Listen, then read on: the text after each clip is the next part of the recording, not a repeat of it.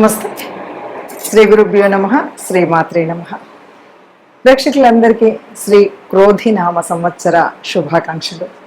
కొత్త సంవత్సరం తెలుగువారికి, ముఖ్యంగా హిందువులకి కొత్త సంవత్సరం అనగానే మనకి ఆనందోత్సాహాలతో, కొత్త ఆశలతో, కొంగొత్త ఊహలతో ఈ సంవత్సర కాలం అంతా మనం ఎలా ఉండాలి, ఎలా ఉంటే బాగుంటుంది అని ఆశలన్నీ కూడా ఒకచోట కుప్పబోసి ఆ ఆశలకి అనుగుణంగా మన ఆశయాలు ఉండాలని కోరుకునే.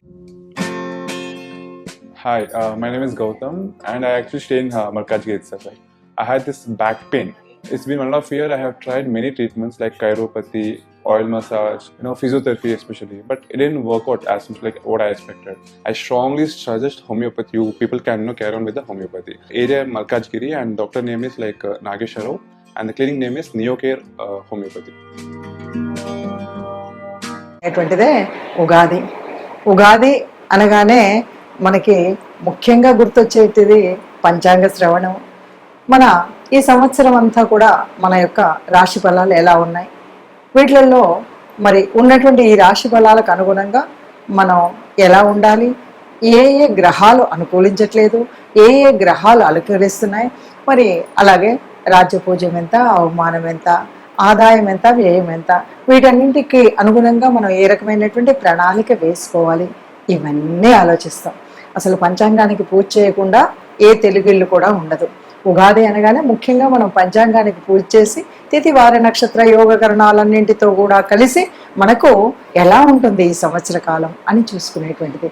అందులో భాగంగా మనం ప్రతి మాసం చెప్పుకునేటువంటి మాస ఫలితాలు కానీ, పక్ష ఫలితాలు కానీ, అలాగే ఈ సంవత్సర కాలం క్రోధి నామ సంవత్సరంలో ఒక్కొక్క రాశి వారికి ఎలా ఉంటుంది అంటే ఇది పూర్తిగా యాజ్ ఇట్ ఈజ్గా ఇలాగే ఉంటుంది అన్నది కాకపోయినా మనకి గ్రహాల యొక్క గమనాన్ని బట్టి ఇది ఎంతవరకు మనకి ఈ సంవత్సర కాలం ఎలా ఉంటుంది, రాబోయే ప్రమాదాలేంటి, వచ్చేటువంటి అదృష్టాలేంటి, వ్యాపారం కానీ, ఉద్యోగం కానీ, సంతానం కానీ, అన్ని విషయాల్లో మనకి ఎలా ఉంటుందో చెప్పేటువంటి.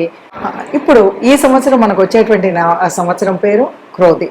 ఎందుకంటే ప్రభావ శుక్ల అంటూ చెప్పుకునేటువంటి ఈ సంవత్సరాలలో మనకి ఇప్పుడు వచ్చేటువంటిది క్రోధి నామ సంవత్సరం. ఎన్నో సంవత్సరం అంటే 38వ సంవత్సరం.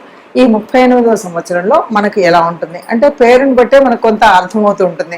ఎందుకంటే ఇవన్నీ కూడా ఈ సంవత్సరాలన్నీ కూడా బ్రహ్మ మానస నారద మహర్షి యొక్క మానస పుత్రికలు అంటుంటారు ఒక్కొక్క సంవత్సరాన్ని. మరి ఈ సంవత్సర నామాలని బట్టి కూడా మనం కొంత ఫలితాలని అంచనా వేస్తూ ఉంటాం. క్రోధి అంటే ప్రతి ఒక్కరికి కూడా ఓ రకంగా కోపం రావడం ఇలాంటివన్నీ ఉంటాయి. ఎందుకంటే ఇక్కడ ఉండేటువంటి నవనాయకుల యొక్క స్థితిగతులను బట్టి ఈ పరిస్థితి ఉంటుంది. మరి అలా ఉన్నప్పుడు ఏం చేయాలి, ఎట్లా చేయాలి అనేటువంటిది తెలుసుకుందాం. దానికి ఒక్కొక్క రాశి ఫలితాన్ని మనం చూద్దాం. సింహరాశి వారికి క్రోధి నామ సంవత్సరంలో ఆదాయ వ్యయాలు ఎలా ఉంటాయని కనుక చూస్తే ఆదాయం 2, వ్యయం 14. అంటే మనం సంపాదించే దానికంటే ఖర్చు పెట్టేది చాలా అధికం. రాజ్యపూజ్యం 2, అవమానం 2 సరి సమానంగా ఉంటాయని చెప్పొచ్చు.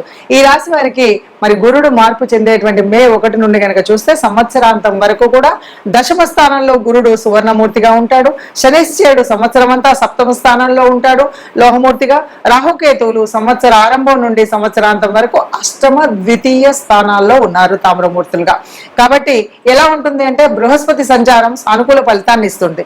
ఉద్యోగస్తులకు పనిచేసే చోట కొన్ని మాత్రం ఆటంకాలు ఎదురవుతాయి అని చెప్పొచ్చు. తప్పకుండా పై అధికారుల ఆగ్రహం రావచ్చు, అహంకారం, మనం కూడా మాట్లాడేటప్పుడు వాళ్ళతో ఏదైనా కొంచెం ఉండొచ్చు. దానివల్ల అహంకారాలంగా మనం మాట్లాడినా, వాళ్ళు మాట్లాడినా, ఏది మాట్లాడినా అధికారులతో కొంత చిన్న చూపు అయితే చూడబడుతుంది. అట్లాగే గోచార రీత్యా దశమ గురుడు కొద్దిగా పీడను కలగజేస్తాడన్నది తెలిసిన విషయం. కాబట్టి మూర్తిమంతం చేత గురుడు శుభుడు కాబట్టి కొద్దిగా ఆ ఫలితం కొంత ప్రతికూలత అంతగా ఉండకపోయినప్పటికీ కొంత మనం జాగ్రత్తగా ఉంటే మంచిది అని చెప్పేటువంటిది సూచన. ఉద్యోగస్తులకు చేసే ఉద్యోగాల్లో మార్పు వస్తుంది. వీరికి సంవత్సర ప్రారంభంలో కుటుంబ సౌఖ్యం కొద్దిగా లోపిస్తుంది. గృహ వాతావరణం సరిగ్గా లేకపోవడం, ఇంట దొంగలు పడేటువంటి ఒక ఫలితం, దుష్ఫలితం అయితే ఉంది. దీన్ని జాగ్రత్తగా గుర్తుపెట్టుకోవాల్సిన విషయం. ఈ విషయంలో జాగ్రత్తగా ఉండాలి. తదుపరి వృత్తి వ్యాపార ఉద్యోగాలలో పురోగమనం అయితే ఉంటుంది. అలాగే రాజకీయ నాయకులకు ప్రభుత్వం మరియు ప్రజలతో సత్సంబంధాలు కలిగి ఉండడం వల్ల అనేక రకాలైనటువంటి లబ్ధి అయితే పొందుతారు. వైవాహిక జీవనం ఆశావాదంగా ఉంటుంది. కుటుంబ వృద్ధి, సమాజంలో గౌరవం, ఆదరణ అయితే కలిగి ఉంటారు. రాజకీయ నాయకులకు ఎన్నికల విజయం అయితే సాధిస్తారు. అన్ని రకాల వ్యాపారస్తులకు, ముఖ్యంగా రైస్ మిల్లర్స్ గతం కంటే చాలా అనుకూలమైనటువంటి స్థితిలో అయితే చూస్తాం. క్రమేపీ నిరాశను వదిలేసి ఉత్సాహం వైపు నడిచేటువంటి పరిస్థితి ఈ సంవత్సరంలో సింహరాశి వారికి కనిపిస్తుంది. అలాగే సింహరాశి వారికి కళత్ర స్థానమైనటువంటి కుంభరాశిలో శని సంచారం ఉండడం వల్ల కొద్దిగా మిశ్రమ ఫలితాలు ఉంటాయి. వైవాహిక జీవనం, భార్య ద్వారా సంక్రమించే ఆస్తులు, వ్యాధులు, ఇతర తప్పులు వేలెత్తి చూపెట్టడం, మరి శత్రువులు, ఇలాంటివన్నీ ఏవైతే ఉన్నాయో ఇవన్నీ కూడా, ముఖ్యంగా భాగస్వామ్య వ్యాపార స్థితి ఏదైతే ఉందో వీటి వల్ల కొద్దిగా ప్రభావితం అవుతుంది. కాబట్టి జాగ్రత్తగా ఉండాలి. మీ భవిష్యత్తు సంపాదన, మీరు చేసే వ్యాపారం మొదలైన విషయాల్లో మీ ప్రయత్నాలు ఆలస్యంగా ఫలిస్తాయి. ఆ విషయాన్ని గుర్తుపెట్టుకోవాలి. అన్ని విషయాల్లోనూ సంయమనం అయితే పాటించాలి. తొందరపాటుతనం అయితే ఉండకూడదు. నైతిక విలువల్ని మర్చిపోకూడదు.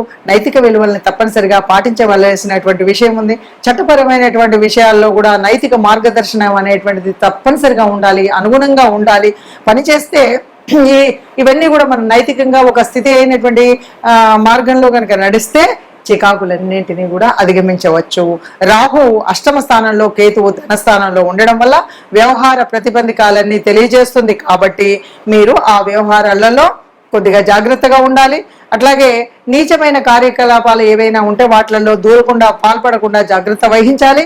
ఇక మఖ నక్షత్రం వారికి అధికంగా బీపీ, రక్తపోటు అంటారు కదా, అలాంటివి వచ్చేటువంటిది. సంతాన వృద్ధి ఉంటుంది. పుబ్బా నక్షత్రం వారికి వర్తక వ్యాపారాలన్నీ కూడా సామాన్యంగా ఉంటాయి.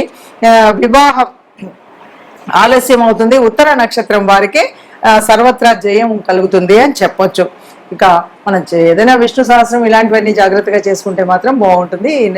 సింహరాశి వారికి ఈ సంవత్సర కాలం అంతా విన్నారు కదా. మరి ఈ రాశికి మనకి ఇలా ఉంది అని చెప్పినప్పుడు ముఖ్యంగా ఇది ఒక్కొక్క మాసానికి ప్రత్యేకించి చెప్పట్లేదు, పూర్తిగా సంవత్సర కాలానికి. ఒక సంవత్సర కాలము అంటే మనం చక్కగా ప్రణాళిక వేసుకోవచ్చు.